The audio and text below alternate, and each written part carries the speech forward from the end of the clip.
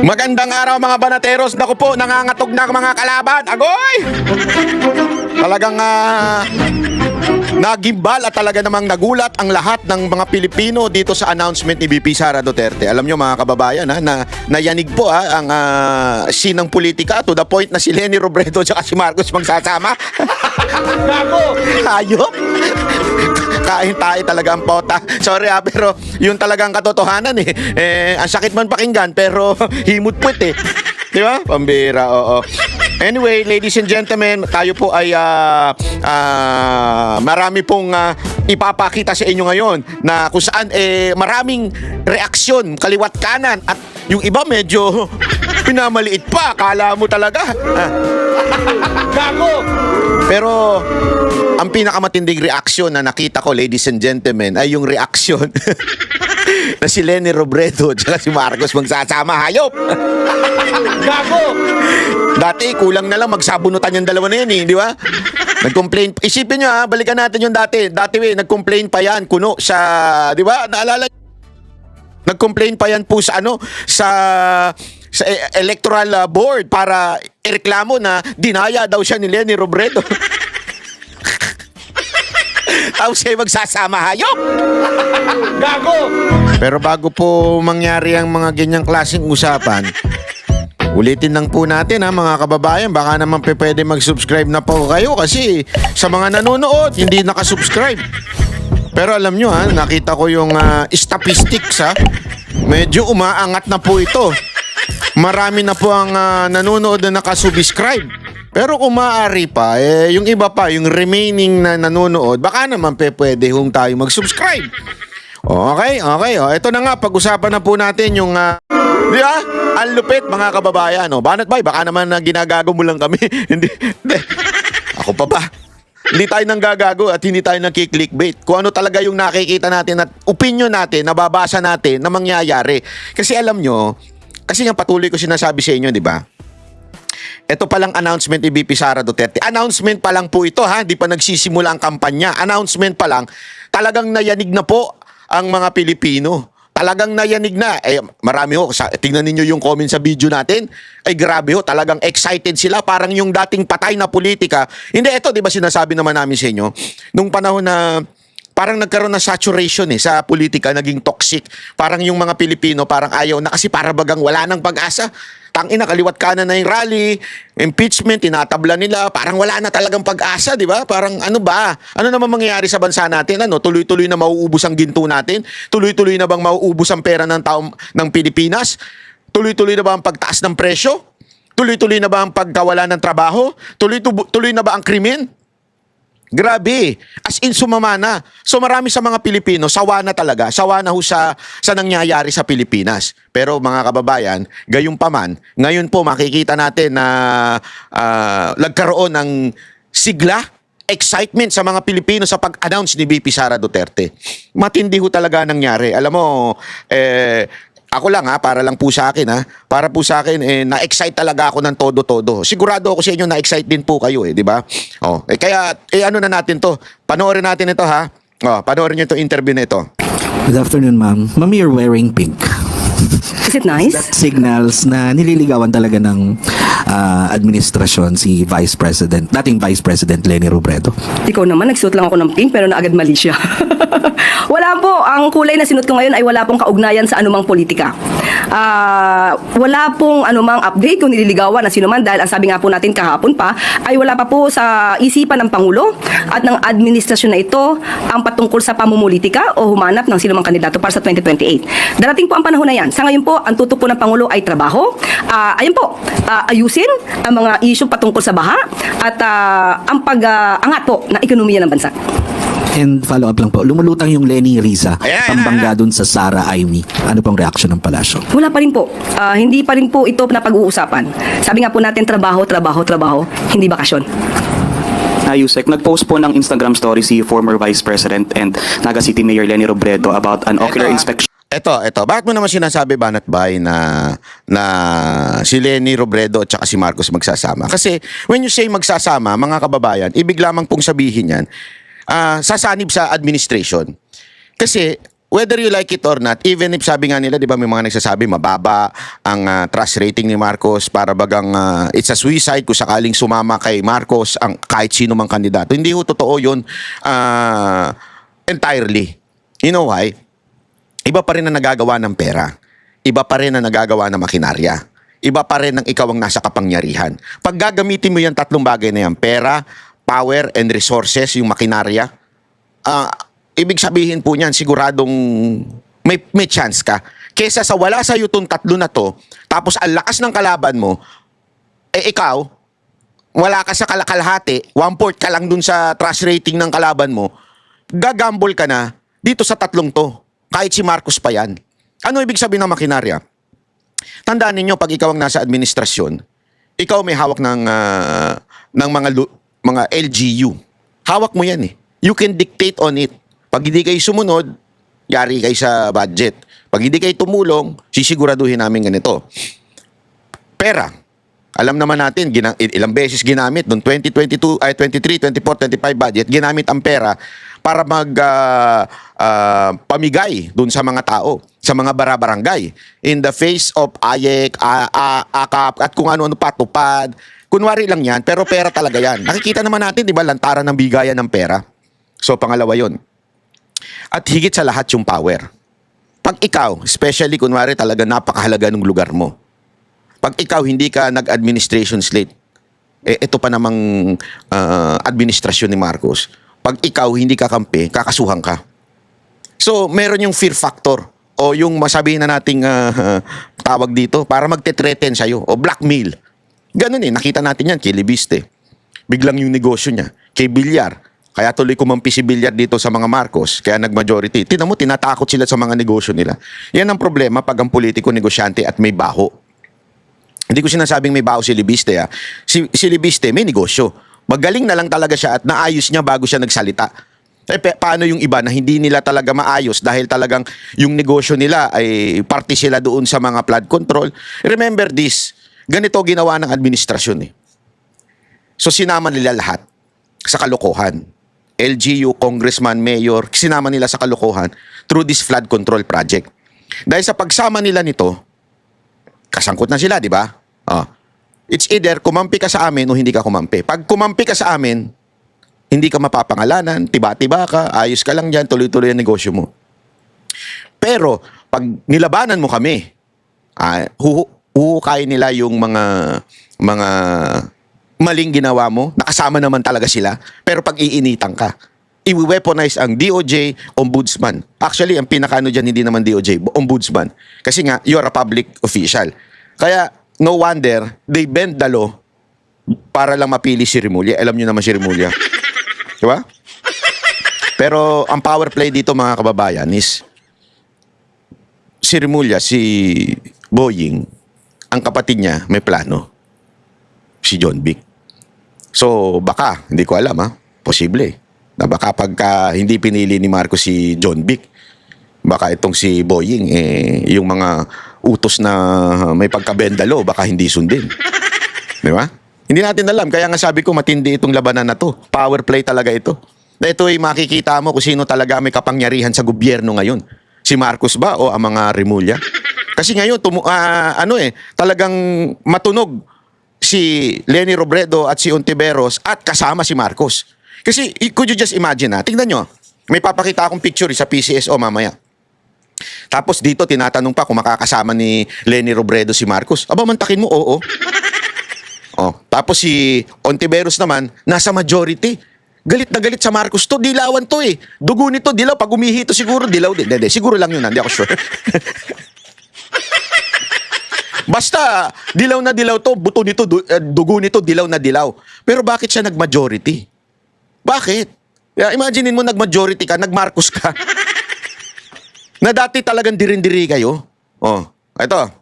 Para po sa pagbisita raw ni Pangulong Marcos, can you confirm if the President will visit Naga anytime soon at ano po yung pakay ng Pangulo doon sa pagbisita?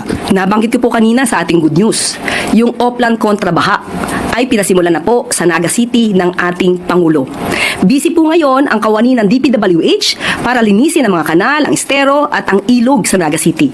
Yan po ang bibisitahin ng ating Pangulo at totoo po na bibisita po siya at makakasama niya po ang Walang naniniwala doon.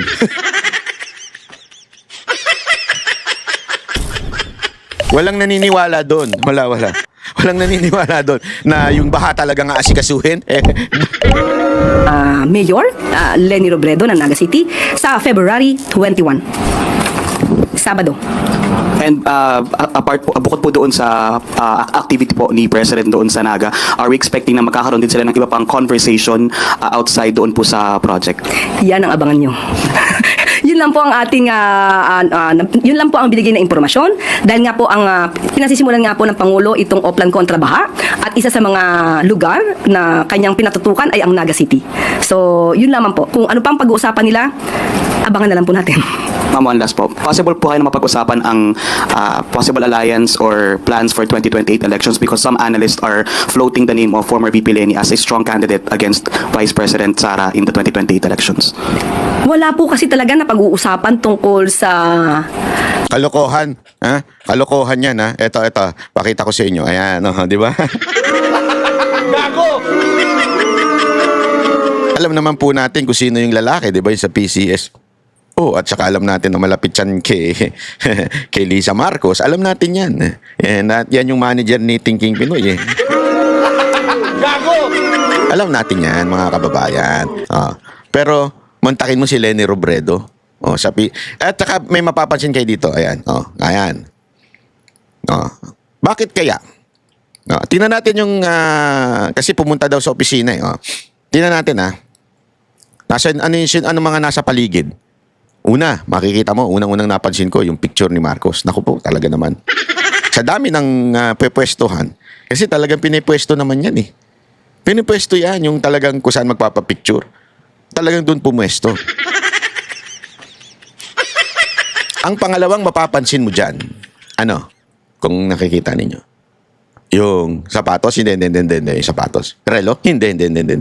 Yung flag sa kanan, hindi. Yung Christmas tree. Therefore, it was maybe December, November, or January. Pinakamatagal na siguro, February. Alam naman, March na, nandyan pa rin yung Christmas tree. Ano yan? Forever nandyan. So, more or less yan, sa tingin ko, January yan eh. Kasi minsan yung nga ganun, di ba? Pinapaabot ng January yung kasiyahan dahil malungkot. And so, January. So, ibig sabihin, baka matagal na may talks. Kasi, sa mga hindi ko nakakakilala, dito sa lalaki na ito ang isa sa pinaka-close in talaga. Ibig sabihin, inner circle ito. Inner circle ito at isa ito sa talagang masasabi nating balibalita, allegedly, talagang may funds. Ibig sabihin, funder ni Marcos during the campaign. Allegedly. Yan ang talagang lagi natin nababasa sa mga news. Okay? At to talk with Leni Robredo, marami tayong maiisip dyan. Marami tayong opinyong mabubuo dyan. Marami tayong haka-haka dyan. Kahit kayo, yung pinost ko to, daming haka-haka, daming sinabi ng mga kababayan natin nung pinost ko to. Kasi pinost ko ito. At alam mo, ito, basahin ko lang yung mga comment ng mga kababayan natin. Nagte-trending ito eh.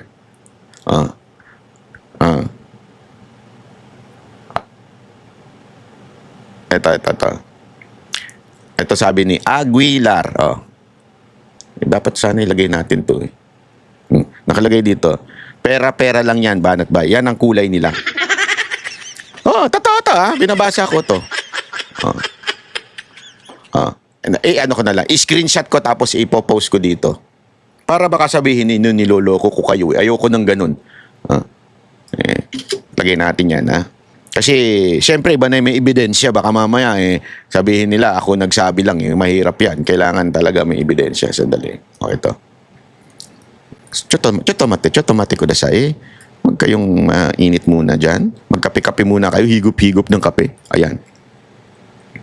Ayun ang sabi, o, di ba? Sabi ni Raymond. Kakamping, solid po ako dahil kay Lenny, pero totally na-dismay ako sa kakamping. Never kong ginusto o Marcos since dictator.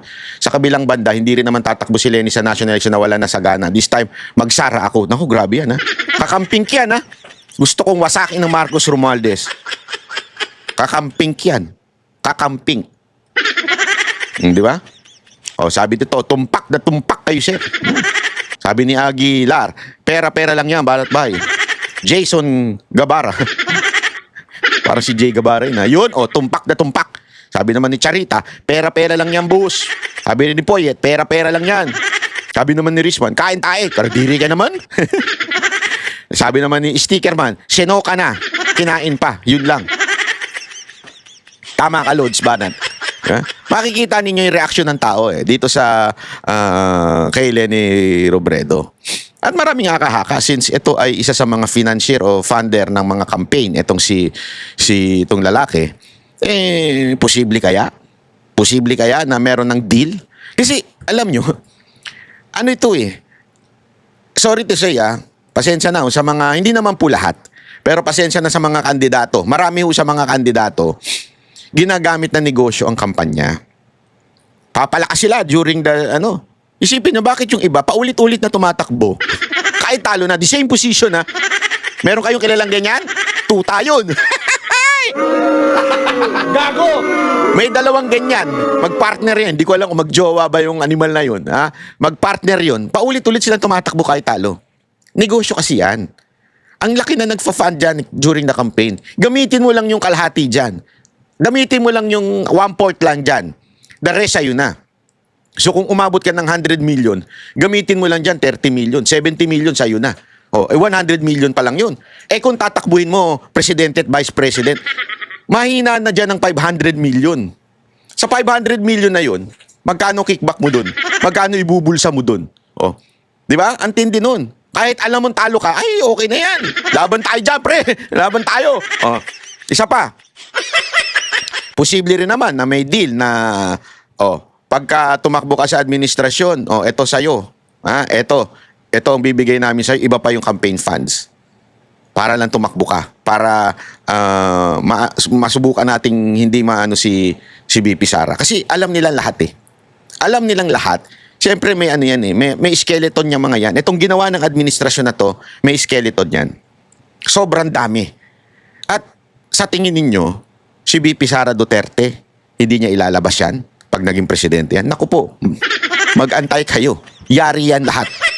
Kaya takot na takot sila Yari yan lahat. Ilalabas niya lahat yan. Kaya takot na takot itong mga hindot na ito Kaya na lang din, kaya na lang din, etong administrasyon na to, mas okay na sa kanila kahit dati nilang kalaban, basta manalo kaysa, kasi sino ba naman, ito in fairness naman, sino ba talaga ang merong laban kahit papaano kay BP Sara Duterte?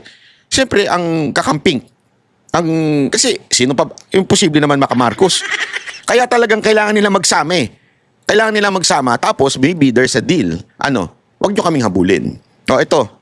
Halimbawa lang po ito hindi ko sinasabing ito nangyari. Halimbawa lang. Okay? Maaring, ito yung, bigyan ka namin ng 5 billion, 5 billion, o 10 billion, which is ang liit yan sa mga nakurap nila. Di ba? Halimbawa lang. 10 billion. Takbo ka, tapos, bahala ka na, tapos, ang importante, pag nanalo ka, wag mo na kaming habulin. Yan ang usapan natin. Yan ang deal natin. Di ba? Tatakbo ka ngayon. 1 billion lang ang gagamitin mo pang kampanya. Kasi may mga darating pang dyan mga magdo-donate. Sigurado yan. Maraming pang darating. Ang dami mong pera ngayon. Di ba? Tapos tutulungan ka pa ng administrasyon. May resources ka pa. Sila na bahala sa mga rally-rally. So talagang napakarami yan. Tapos, may nauwi ka na. At the same time, pag nanalo ka, hati ang gobyerno. Ano nangyari? Kita din yan, di ba? Yung pula at yung pink, nagsama na nitong nakaraan. That's a perfect example na everything is possible in politics. You cannot imagine yellow and the Marcoses will join together. Can you just imagine that? The entire how many decades binabanatan ng dilaw ang mga Marcos. Pero sa gabinete ni Marcos, punong-puno ng pinklawan, punong-puno ng dilawan. Kasi sabi ko nga sa inyo, yung mga nakikita natin, it's not really true. Yung nakikita natin sa social media na kesyo magkasama si ganito, si ganyan, at tapos magkaaway, sige, maniwala kayo, lahat siyang politika. These are politicians, expert in manipulating people and deceiving people. Alam natin yan. Kaya nga, sa bawat alam mo kung sino lang ang talagang matikas dyan? Si Duterte. Si Duterte talaga, pag sinabi niyang, eto kaaway to dahil drugista to, yari talaga. Di ba? Yun naman eh. Oh. Tuloy natin itong, ito naman yung sinungaling ni Leni Robredo. Ay, sorry, hindi ito. Since you brought up the announcement today, so okay, obviously hindi kayo nagulat, attorney. But let's dissect it. I'm asking you now to look at it as a political analyst. Let's dissect her messaging in substance and form. What did you think of it? Well, for a prepared statement and for such a short prepared statement, medyo nagulat ako na yung delivery niya medyo hesitant pa. Medyo nag-stumble pa siya over certain words. And you could see yung very clearly na nagbabasa, di ba? Yung magsasabi ng isang titigil and then tsaka magre-resume. I felt that for something that's supposed to be such a momentous event, di ba? You're finally formally declaring your intention to see. Nagbabasa daw. Ano pa kaya kay Leni Robredo? Hindi kasi, alam mo, sabi ko naman sa inyo, wala namang masama kung nagbabasa as long as nasa puso mo. Ramdam mo naman kung nasa puso niya yung sinasabi. Nasa puso naman niya yung sinasabi. Kung nag-i-stop man, so ibig bang sabihin yung mga ngongo, hindi na seryoso? Hindi lang stutter yun. Si Jack pag nagsalita, ang gulo eh. Di ba? Ibig sabihin, hindi na sila seryoso. Di ba? Eh pag kahapon nga, tumawag sa akin si Jack, binalita niya yung NBI niya. Tangina, sa dami niya sinabi, mga 10 minutes kami nag-usap, siguro mga 10 seconds lang yung naintindihan ko eh. So, ibig ba sabihin, hindi siya seryoso sa sinasabi niya? Gago! The highest office in the land. I expected a greater degree of emotion. I expected a greater degree of spontaneity. Medyo nakakagulat lang na parang siyang yung statement niya dun sa Beijing sa parang anniversary ng Chinese People's Party or something. Parang binabasa at hesitant. Nagulat ko. Pero sir, I couldn't help but compare it to yung naging announcement ni VP. Mahina daw. Ha? Kasi binabasa daw mahina para bagang malangmya. Malangmya? Binago yung political scene ngayon. As in lahat ng news yan ang topic kahit international. Napansin ko nga kahit international news talagang binanggit yan eh. Binalita yan, tapos sasabihin mo mahina. Gago! Hindi, talagang ka lang, propagandista ka lang ni Leni Robredo. Kasi yung Leni Robredo mo, mahina, hindi kayang sumagot, ikaw na lang pinasagot. Mahina nila lang kayo eh. Gago! Mga propagandista lang kayo eh. In 2021. But maybe that was the message, right? That I can be controlled, I can be restrained, I can be calm, diba? As opposed to all her other previous public announcements or / press conferences. You can appear to be calm and controlled without appearing sedated. And that's what she looked like para sa akin. The way she read the statement seemed somehow unnatural nga in its in the way it was delivered. So ako, and besides, 'di ba, when you're declaring for the presidency, you want to appear sure and strong as if this was something na talagang pinag-isipan mo ng matagal at ito ang aking naging konklusyon. So it seemed surprisingly weak for a declaration. Sabi ko nga kanina, propagandista ang hayop. Alam naman natin na papunta. Parang tanga ang pota. Sa dami-dami ito weak daw yun. Halos lahat talaga ngayon yan ang topic, weak. Trending yan eh. Kahit nga, alam mo, eto may nakausap ako kanina yung aking matinding nanay dito at naglilinis sa aking alam mo, sa tinanong ko sa kanya, alam mo sagot niya, hindi ko pala tinanong, nagpe-play lang ako ng video, meron akong video na sinabi na nagulat daw sila sa announcement ni VP Sara Duterte. Ang sagot niya, saan ba't sila nagulat? Talaga namang ini-expect na natin na siya magiging susunod na presidente. Diba? Totoo naman eh. Tapos nung tinatanong ko kung ano masasabi niya, masyado daw kasing maaga. Na talagang nakaka-shock yung part na maaga. Okay? At matindi yung impact sa tao. Masyado daw talagang laman ng kahit sila may mga GC, hindi to mga political na tao may laman silang GC at nakita nila, talagang yun ang topic. So ibig sabihin, sasabihin mong mahina? Kung mahina yan, hindi na i-discuss yan. Yan, pero yun na nga if you're taking the opportunity to actually do a formal announcement of something that a lot of people have expected for a long time, nobody has expected naman na hindi siya tutuloy. Parang medyo malamya ng konti yung ganong klaseng delivery. Pero sir, if you look at the words that she chose, the words that she used, may framing talaga siyang kinukuha dito which is basically number one, she's trying to project herself as I suppose, somewhat reluctant to take on the immense sacrifice that this decision comes with. Kasi let me quote, it took me 47 years to understand that my life was never meant to be only mine. Unlike others, I may not have been born just to chase happiness. So it's a projection of this is an immense sacrifice on my part, but I'm doing it. I mean, the first line pa lang. Today, I've peacefully accepted that my life is unlike any other. So it plays to what you're saying about the sacrifice. So that might be addressed to the Filipino psyche, parang alam mo the drama, the Filipino psyche. Yeah, I agree na kung yung content, titingnan mo, and certainly pag binabasa mo ngayon, Ed, Regina, it sounds a lot better. Okay. But iba yung dating when she was delivering it. Di ba yun yung point? It actually reads better than it came across if you watch the video of it, which is a problematic thing para sa akin, di ba? Kung mas maganda pang basahin yung statement kaysa sa panoorin yung delivery ng kandidato o prospective na kandidato, baka mas mabuti nirelease lang yung as a statement, di ba? I mean, I get what they were trying to go for here. I get yung Hindi ko alam bakit pinakikinggan pa yung mga katulad nito, no? Ini-interview pa. Halatang dilawan din yung pagkaganyan. Kasi talon na yung mga kandidato nito eh. Isipin mo mag-a-analyze ka ng isang sitwasyon sa politika na feeling mo galing-galingan ka, pero hindi mo naman ay panalo yung kandidato mo. Gago! Yung substance was aiming for reluctance, was aiming for parang humility, was aiming for kaya ako ginagawa ito because of some higher purpose rather than personal ko lang ambisyon o paghihigante or whatnot. Diba? But my beef with it is not yung laman eh. Ang beef ko yung the way it was delivered. and para sa akin, if I were Mamaya meron ako sasabihin sa inyong malupit. part of her team, I would be concerned with yung delivery more than yung laman. Kasi yung laman, hindi naman siya nagsulat yun eh, di ba? That's going to be the team.